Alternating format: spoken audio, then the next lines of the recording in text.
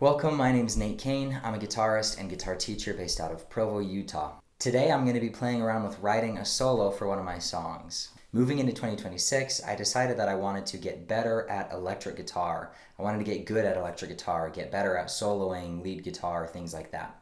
Eventually, I would love to be able to play really great improvised solos, but if I can't sit and compose a good solo, then I can't expect myself to be able to go and on the spot compose or improvise a great solo. Once I have more melodic ideas under my hands, I think it'll be a lot easier to turn around and use those ideas when I'm improvising solos at a live show.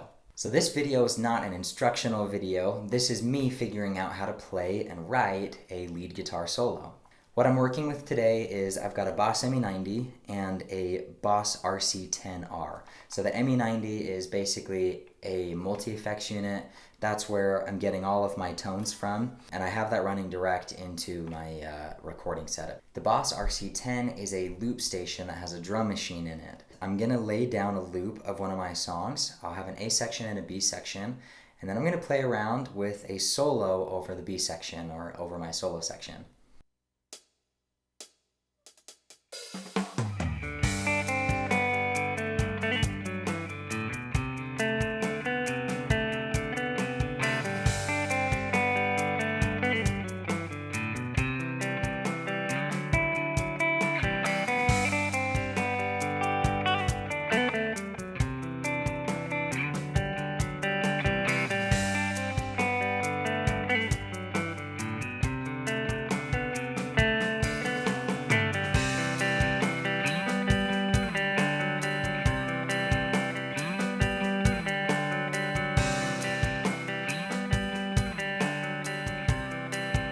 So I just got the loop laid down. This is the solo section here. So what I'm gonna do right now is I'm gonna just play around, improvise some ideas, kind of get an idea for where I wanna go with it, and then we'll take it from there.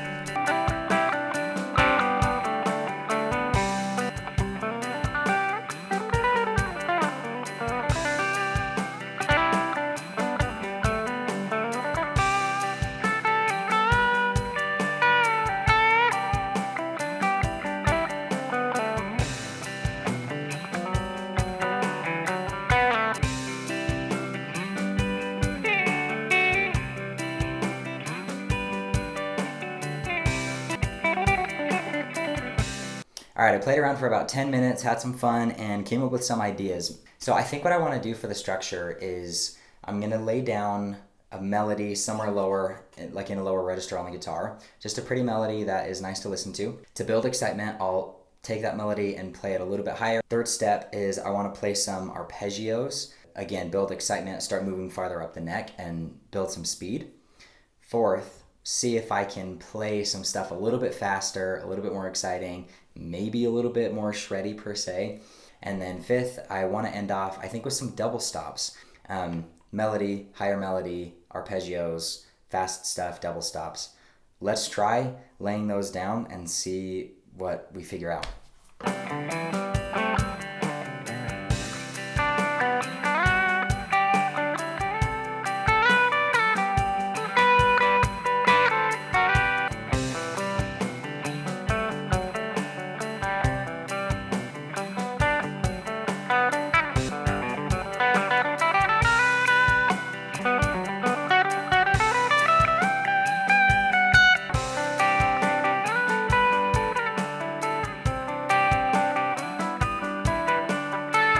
All right, I've worked through every part. I don't know if I love every part, but I think it sounds all right.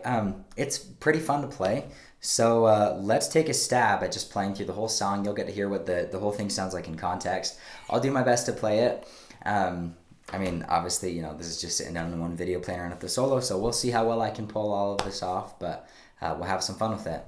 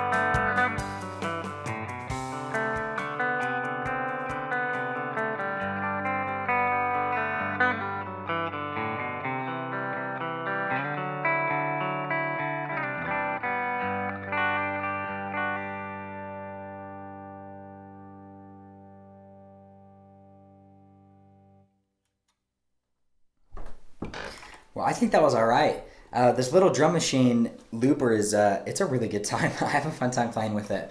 Coming out of the solo, I don't know if you caught it, but I meant to move out of the B section one measure earlier than I did, and I forgot to press the button on the pedal when I meant to switch. So messed that up a little bit. Forgot to switch back from my bridge pickup to the middle pickup to play the main part of the song. But again, I think these are things that just like don't matter that much, especially when it comes to something like a live performance.